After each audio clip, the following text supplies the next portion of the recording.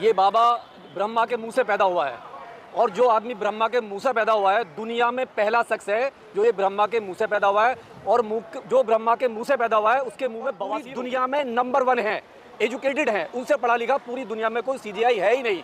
और उसके लिए वो कहते हैं कि उनकी छाती फाड़ देना चाहिए, उनको मार देना चाहिए। तो हम सीधा सीधा करेंगे उसकी औकात क्या है। नहीं, वो एक टपोरी, एक सूअर का नाली का बीज, एक सूअर से भी ज्यादा। अगस्त 2025 में इसी ने कहा था कि गीदड़ के पेट से शेर पैदा नहीं हो सकता, दलित जो वो शूद्र है उसके पेट से कभी विद्वान पैदा नहीं हो सकता। ये और इस जैसी जितनी नस्लें हैं उन्हें कभी भी SC ST OBC जो जज बन गए हैं रोज इसकी पीठ छाती पे वो मुंह दलते हैं। और ये शर्म आती है, इसको रोज शर्म आती है कि CGI एक शूद्र कैसे बन गए। यानी एक जज हजम नहीं हो रहा है इस आदमी को, CGI हजम नहीं हो रहा। कितने डॉक्टर इंजीनियर है। सवाल ये है कि नफरत कितनी करता है। जो बात करता है हिंदू राष्ट्र की, बात करता है हिंदुत्व की। सबसे बड़ा अगर कोई आतंकवादी है, देशद्रोही है, वो है जो सीधा CGI कि मैं संविधान पीता हूँ, संविधान जीता हूँ, संविधान गोल का पीता हूँ। और मैं संविधान की वजह से मैं तो चाय बेचता था, मेरी माँ तो घरों में काम करती थी और संविधान की वजह से मैं PM बना।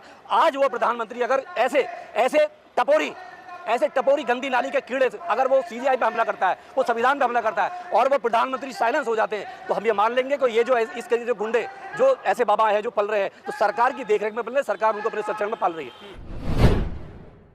सर, जब भी कोर्ट में सुनवाई शुरू होती है तो जो एडवोकेट होता है वो कहता है मी लॉर्ड, माय लॉर्ड। जज को पूरा सम्मान दिया जाता है, लेकिन एक बाबा हैं वो कह रहे हैं कि हम चाहें तो उनकी छाती फाड़ सकते हैं। CGI के लिए ऐसे शब्द यूज किए गए हैं भगवाधारी बाबा के द्वारा, जहां पढ़ा लिखा इंसान भी उनको माय लॉर्ड, मी लॉर्ड कहते हैं। पूरे उनके बयानों किस तरह देखते हैं आप? देखिए, ये जो बाबा है ये बाबा ब्रह्मा के मुंह से पैदा हुआ है और जो आदमी ब्रह्मा के मुंह से पैदा हुआ है दुनिया में पहला शख्स है जो ये ब्रह्मा के मुंह से पैदा हुआ है। और जो ब्रह्मा के मुंह से पैदा हुआ है उसके मुंह में बवासीर होती है और जिसके मुंह में बवासीर है वो जो मर्जी किसी के भी लिए कुछ भी कह सकता है। तो ये जो बाबा है ये एक आतंकवादी है, ये बाबा नहीं है। ये बाबा वो है कि एक देश के सबसे बड़े सर्वोच्च अधिकारी को, जो सुप्रीम कोर्ट के चीफ जज हैं और पूरी दुनिया में नंबर 1 है, एजुकेटेड हैं, उनसे पढ़ा लिखा पूरी दुनिया में कोई CGI है ही नहीं। और उसके लिए वो कहते हैं कि उनकी छाती फाड़ देना चाहिए, उनको मार देना चाहिए। तो हम सीधा सीधा करें उसकी औकात क्या है। नहीं, वो एक टपोरी, एक सूअर का नाली का बीज, एक सूअर से भी ज़्यादा गंदा आदमी। देखिए, सूअर की पहचान है, सूअर को अगर बाहर निकालोगे तो वापस वो गंदे नाली में जाएगा। और यही वो बाबा है अनिरुद्धाचार्य, जो राम तिवारी कहता अपने आप को। ये वो गंदी नाली का कीड़ा है, ये जितना भी बाहर निकालोगे ये उसमें ही जाएगा, क्योंकि इसका पैदा होने का रास्ता सीधा नहीं है। ये पैदा हुआ है ब्रह्मा के मुंह से और जो ब्रह्मा के मुंह से पैदा होने वाला आदमी मुंह में बवासीर लेके आता है। सीधी बात ये है, ना तो ये महिलाओं का सम्मान करता है, ये देश की आधी आबादी को सीधा कहता है कि जब देश में मतलब कोई भी महिला जब 25 साल की हो जाती है वो एक आदमी राकेश दलाल सुप्रीम कोर्ट में अपील करता है कि खजुराहो की जो मूर्ति है विष्णु की वो टूट गई है, उसको आप वो कराइए, उसकी मूर्ति बना के ऑर्डर दीजिए। CGI साहब ये कहते हैं कि आप ASI से एक सर्टिफिकेट लेकर आइए, नोटिस लेकर आइए, NOC। ASI हमारे देश में archaeology of survey of India वो एक डिपार्टमेंट है और जितने भी दुनिया में ऐसे पुरातत्व ऐसे ऐतिहासिक मतलब चीज़ें बनी हुई हैं उसके लिए यूनेस्को ने एक सर्टिफिकेट दिया हुआ है। यूनेस्को ने जो खजुराहो की गुफाएं हैं उनको एक ऐतिहासिक रूप दिया हुआ है, जैसे ताजमहल है हमारा जो वहाँ पर महाबौद्धि विहार है, उसी तरह से। तो देश में कानून है, अगर उसको प्रॉब्लम थी, जज साहब ये कह रहे थे अगर आपको जाना तो ASI का सर्टिफिकेट लेके आइए। अगर ASI को परमिशन, ASI का मतलब है कि जितनी भी हमारे देश में राष्ट्रीय धरोहर हैं उनकी देखभाल का काम केवल ASI करता है। और वो आदमी राकेश दलाल बार बार सवाल करता है जज साहब से, बार बार कहता है कि नहीं आप ऑर्डर करो, तो ये कहते हैं कि मैं ऑर्डर नहीं कर सकता, मेरे हाथ में पावर नहीं है, ये पावर ASI है। ASI का मतलब है यूनेस्को उस एक ईंट भी अगर किसी दीवार में बदलती है तो केवल यूनेस्को और ASI के द्वारा होता है। वो आदमी अड़ जाता है, तब वो कहते हैं कि जाइए आप अपने विष्णु से बनवा लीजिए। सवाल ये है, जब इस देश में मुगल आए, जब इस देश में अंग्रेज आए, तो ये अनिरुद्धाचार्य की शक्तियाँ जिसको ये कह रहे हैं कि छाती फाड़ देना चाहिए। मुगल आते हैं, अपनी बहन बेटियों का सौदा करते हो, अपनी बहन बेटियों को दलाली करते हो, अपनी बहन बेटियों को बेचते हो, तब आपकी शक्ति काम नहीं आती। अंग्रेज आते हैं, वहाँ तुम दलाली करते हो, फ्रीडम फाइटर को पकड़वाते हो, उनके तलवे चाटते हो, तुम्हारी शक्ति काम नहीं आती। और अगर तुझ में इतनी शक्ति है, तू ब्रह्मा के मुंह से पैदा हुआ है, तो तू किसका आदेश कर रहा है? अरे जो चक्र है, जो सुदर्शन चक्र है विष्णु भगवान का, उसको निकाल ना। अरे तू तो वहीं से चला सकता है, तुझमें तो पावर है। गंदी नाली का कीड़ा गंदी नाली में मरता है। और ये वो लोग हैं जो छठी फेल है, जो खलासी का काम करता था। देखो कितना, एक आदमी पूरी दुनिया में सबसे ज्यादा ताकतवर क्वालिफाइड है, और एक गंदी नाली का कीड़ा जो छठी फेल है, जो खलासी का काम करता है, और वो कहता है मारने दीजिए, मतलब उनको जज साहब को। ये केवल इस देश में हो सकता है, भारत में, क्योंकि ऐसे गुंडे बदमाशों को, आतंकवादियों को सरकार ने पाला हुआ है। हम उसकी घोर निंदा करते हैं, राष्ट्रपति से अपील करते हैं, सुप्रीम कोर्ट से अपील करते हैं कि इस पर स्वायत्त संज्ञान लेते हुए इसे फांसी की सजा दी जाए। लेकिन इनको इतनी ताकत कहाँ से मिल रही है बोलने की? ताकत माहौल है। जिस हिंदू राष्ट्र की कल्पना कर रहे हैं, ये हिंदुत्व की बात करते हैं, सरकार ने पूरी तरह से इनको संरक्षण दे रखा है। और जब सरकार घुटने टेक देती है, आए दिन आपने देखा होगा कि बेबलवा जिस मर्जी के नाम पर इनकी भावनाएं आहत हो जाती है, आए दिन इनकी भावनाएं आहत होती है। और आज का मतलब है कि सीधा हमला करते हैं मानवता पे, कभी नारी का सम्मान नहीं करते, कभी SC ST का सम्मान नहीं करते। और इसी ने अगस्त 2025 में इसी ने कहा था कि गीदड़ के पेट से शेर पैदा नहीं हो सकता, दलित जो वो शूद्र है उसके पेट से कभी विद्वान पैदा नहीं हो सकता। ये और इस जैसी जितनी नस्लें हैं, उन्हें कभी भी SC ST OBC जो जज बन गए हैं, रोज इसकी पीठ छाती पे वो मुंह दलते हैं। और ये शर्म आती है इसको रोज शर्म आती है कि CJI एक शूद्र कैसे बन गए। यानी एक जज हजम नहीं हो रहा है इस आदमी को, CJI हजम नहीं हो रहा। कितने डॉक्टर इंजीनियर है। सवाल ये है कि नफरत कितनी करता है, जो बात करता है हिंदू राष्ट्र की, बात करता है हिंदुत्व की। सबसे बड़ा अगर कोई आतंकवादी है, देशद्रोही है, वो है जो सीधा CJI पे हमला कर रहा है, जो एक बॉडी पे हमला कर रहा है। जो जगत गुरु हैं रामभद्राचार्य, वो कह रहे हैं कि सबसे बड़ा संविधान पूरे देश और दुनिया में मनुस्मृति था और है। देखिए, मनुस्मृति वो अपने घरों में लागू करें, अपनी बहन बेटियों पर लागू करें, अपने परिवार में लागू करें। मनुस्मृति जब लागू थी तो महिलाओं को इस देश में पढ़ने का अधिकार नहीं था, एजुकेशन उनसे बहुत दूर थी, सारे अधिकार छीने हुए थे। बाबा साहब आए, हिंदू कोड बिल बनाया और महिला जाति को सारे अधिकार दिए। आज महिला जाति हर चीज़ में, चाहे वो ब्राह्मण की महिला है, ठाकुर की महिला है, राजपूत की महिला है, OBC SC ST माइनॉरिटी है, क्रिश्चियन है, किसी भी धर्म की महिला है, वो जज बन सकती है, किसी भी डिपार्टमेंट में जा सकती है।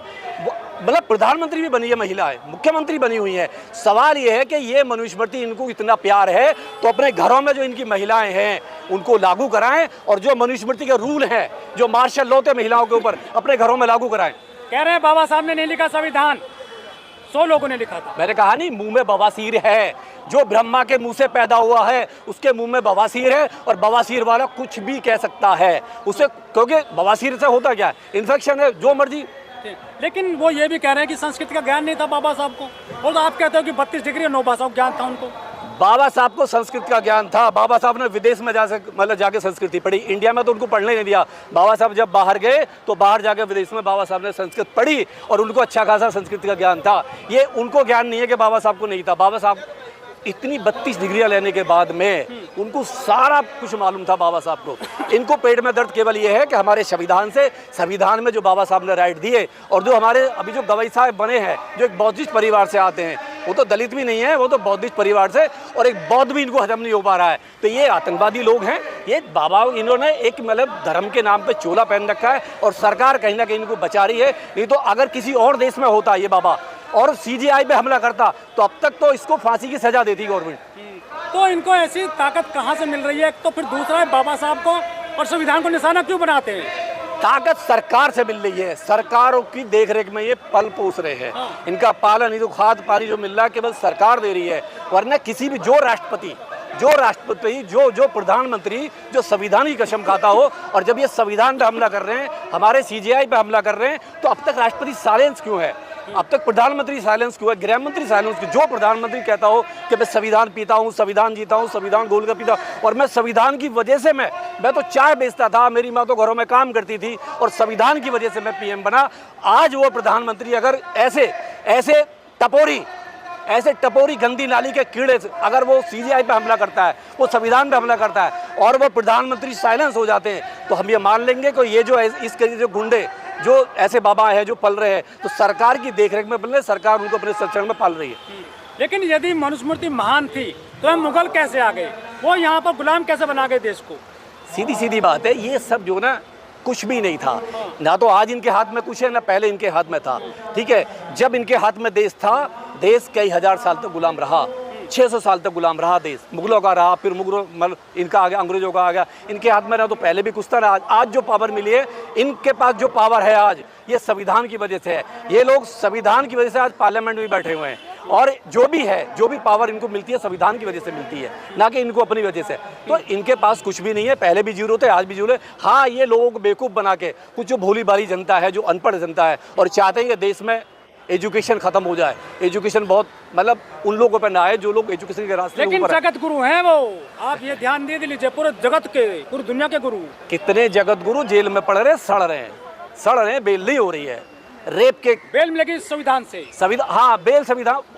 वहाँ जब संविधान की ताकत ये होती है, बाबा साहब के संविधान की वजह से यही अपराधी ऐसे जैसे कितने अपराधी वहाँ पे हाथ जोड़ खड़े होते हैं और भीख मांगते हैं रहम की।